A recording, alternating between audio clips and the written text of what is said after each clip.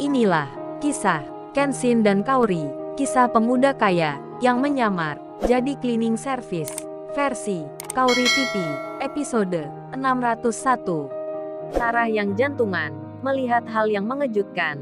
Cowok yang baru saja dihinanya, dilecehkan dengan rendahnya, tiba-tiba dihormati, dipanggil tuan muda oleh bos-bos perusahaan. Sarah pun rasanya ingin pingsan. Tak kuat untuk melihatnya, melihat Kenshin yang dihampiri oleh orang-orang yang penting, dipanggil tuan muda. Terlebih lagi Sarah juga mendengar sendiri, pemuda yang ia katakan pemulung itu, ternyata yang memegang mega proyek ini. Sarah dan teman-temannya langsung terdiam semua, masih melihat Kenshin yang ada di depannya. Kenshin pun lalu naik ke atas. Semua bos itu mengikuti. Mereka yang berseragam kerja dari perusahaan-perusahaan besar yang berbeda-beda namanya, dilihat dengan jelas oleh Sarah dan pacarnya. Ketakutan mereka pun berlebih. Teman-temannya pun sama. Jadi ketar-ketir semua. Mereka yang sebelumnya merendahkan Kenshin menjadi terdiam malu seketika. Kemudian terlihat seorang bos berkata, "Tuan muda, apa tanah ini akan dibeli juga dan dibangun pula seperti proyek yang ada?" Kenshin menjawabnya, "Pak, jangan bicara seperti itu. Meski kita sedang membangun proyek di sini, jangan asal bicara akan membeli tanah segala. Kita ini bukan orang-orang yang suka memaksakan kehendak." Bos itu pun langsung menjawabnya, "Baik-baik tuan muda, saya minta maaf. Saya tak akan mengulangi lagi." Terlihat bos perusahaan itu meminta maaf pada Kenshin. Sarah dan teman-temannya pun semakin ciut nyalinya karena melihat hal yang baru saja terjadi. Orang-orang penting yang ada di sekitarnya ini sangat begitu menaati laki-laki ini. Pak Darmin pun menghampiri Kenshin sembari bicara, "Maafkan saya Mas Kenshin, sudah menyuruh-nyuruh membantu Bapak mencabuti rumput ini. Saya tidak tahu sebelumnya kalau Mas Kenshin yang mempunyai proyek itu." Kenshin menjawabnya, "Tidak mengapa Pak, saya malah senang membantu. Jadi Pak Darmin gak usah segan. Ini nanti saya akan melanjutkan lagi."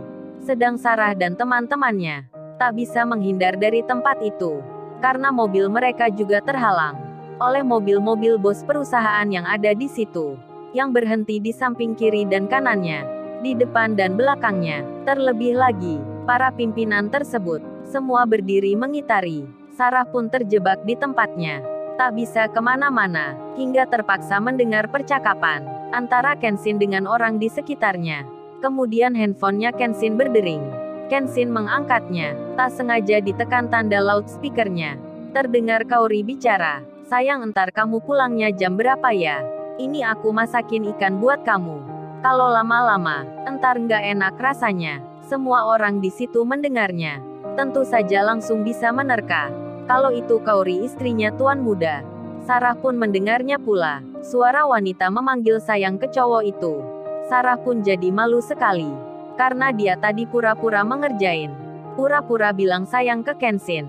Sekarang tahu sendiri, ada wanita lain yang menyebut sayang beneran. Dan Kenshin menjawabnya, "Oh, itu istriku. Aku mungkin pulangnya agak malaman, karena nanti mampir ke tempatnya Pak Andi sebentar. Jadi ikannya kamu makan dulu ya." Sarah pun mendengarnya. Cowok ini memanggil istri. Sarah dalam hatinya berkata lagi, merasa malu dirinya. Pandangannya tertunduk ke bawah. Dan Kaori menjawabnya, "Ya udah sayang, tapi jangan malaman ya pulangnya." Kenshin pun mengiyakan. Pak Darmin lalu bicara, memanggil putrinya Sarah. "Sarah, ini kamu lihat Mas Kenshin ini. Bukannya kamu tadi mengolok-olok dan meremehkan Mas Kenshin. Sekarang kamu lihat sendiri, Mas Kenshin ini orang yang kaya, dihormati banyak orang di sini, bahkan punya perusahaan banyak, seperti yang dikata kemarin. Meski Mas Kenshin seperti itu, tak sombong kayak kamu dan teman-temanmu. Lihat ini Sarah, kamu ambil pelajaran dalam hidupmu. Ini sekali akan kamu temui, karena jarang dijumpai ada pemuda yang kaya, yang bahkan di luar perkiraanmu, seperti Mas Kenshin ini, mau membantu Bapak mendorong gerobak sampah, mau membantu Bapak memasukkan plastik-plastik yang bekas. Sekarang apa kamu bisa menyombongkan diri? Apa kamu tidak malu sekali?" Pak Darmin bicara sambil marah-marah. Wajahnya terlihat emosi, berkata pada Sarah putrinya. Semua orang yang di situ pun mendengarnya. langsung jadi tahu maksudnya. Wanita yang berdiri ini, bersama teman-temannya, pasti baru saja menghina tuan muda. Pak Darmin lalu melanjutkan bicaranya. Kalau gitu Mas Kenshin silahkan pakai tanah Bapak ini. Saya suka dan ikhlas sekali. Kalau ada orang baik yang bisa memanfaatkan tanah Bapak, tak usah dibeli Bapak sudah senang. Kenshin langsung menjawabnya. Terima kasih Pak Darmin atas kepercayaannya. Tapi lahan tanah yang dimiliki ayah saya sudah begitu luasnya. Pekerjaannya pun belum selesai semua. Dan kita tak akan mau menerima tanah pemberian begitu saja. Oleh karena hal itu, Pak Darmin kelola saja. Atau kalau butuh bantuan, nanti bisa dibantu warga di sini. Hasilnya Pak Darmin bisa miliki.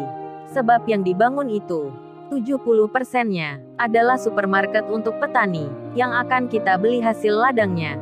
Terlebih lagi tanah Pak Darmin adalah nanti miliknya Mbak Sarah ini. Jadi tidak baik diberikan ke orang lain.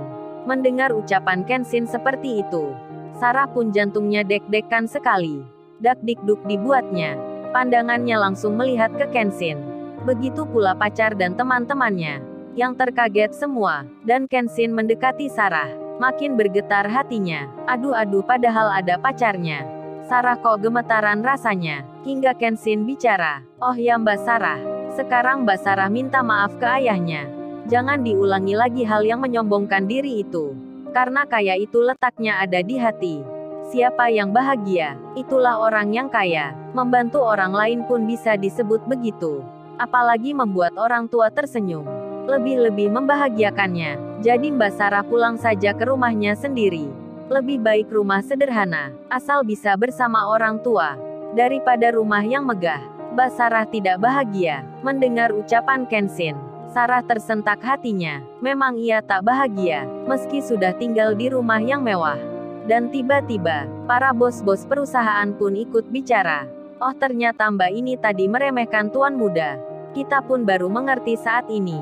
Asal Mbaknya tahu, tuan muda kami memang kerjanya cleaning service. Tapi beliau menjadi pimpinan kami. Bos muda yang membawahi puluhan perusahaan besar. Sarah pun mendengarnya, menjadi luruh hatinya, saat tahu siapa Kenshin sebenarnya. Kemudian Sarah menjawab Kenshin. Iya mas baik. Sarah menghampiri dan memeluk ayahnya. Sembari berkata, Pak maafkan Sarah Pak, sudah bersikap tak baik ke Bapak dan Ibu selama ini. Sarah akan pulang ke rumah. Sarah berjanji tak akan mengulangi lagi. Sarah pun menangis dan menitikkan air matanya. Pak Darmin pun demikian, merangkul putrinya yang sudah menjadi sadar. Pak Darmin sangat senang. Pak Darmin pun bilang, kalau gitu Sarah, kamu minta maaf ke Mas Kenshin itu. Karena tadi sudah tak sopan. Bicara sambil mengolok-olok Mas Kenshin. Sarah pun mengiyakan. Dirinya hendak berjalan. Dan tiba-tiba, ada banyak warga desa, yang berdatangan pula ke sini. Mereka menghampiri Kenshin, menyapanya dengan senang. Sarah pun tak bisa mendekati. Di tengah itu ada lagi dua mobil yang datang. Mobil Ferrari dan mobil BMW. Rupanya itu Larissa dan Tuan Sasaki, yang juga datang ke situ. Sarah pun melihatnya. Larissa cewek yang seusianya. Cantik wajahnya. Berpakaian modis seperti pada umumnya. Tersenyum pada Kenshin. Sarah pun mengira itu pasti cewek yang telepon tadi.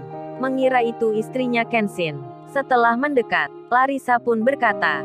Sambil tersenyum Larissa bilang, oh Mas Kenshin di sini ya. Ini aku bawain makanan untuk masnya. Harap dimakan ya. Soalnya ini masakan buatan sendiri. Tuan Sasaki pun bicara. Terima kasih ya Tuan muda. Sudah menolong biaya pengobatan saya di Singapura. Andai tak ada Tuan muda, mungkin saya tak bisa pulang seperti ini. Larissa pun berkata. Iya terima kasih Mas Kenshin sebanyak-banyaknya. Kalau nggak ada bantuan dari masnya, mobil Ferrari saya sudah terjual. Sarah yang ada di dekat itu langsung berkata di hatinya, oh ternyata wanita ini bukan istrinya.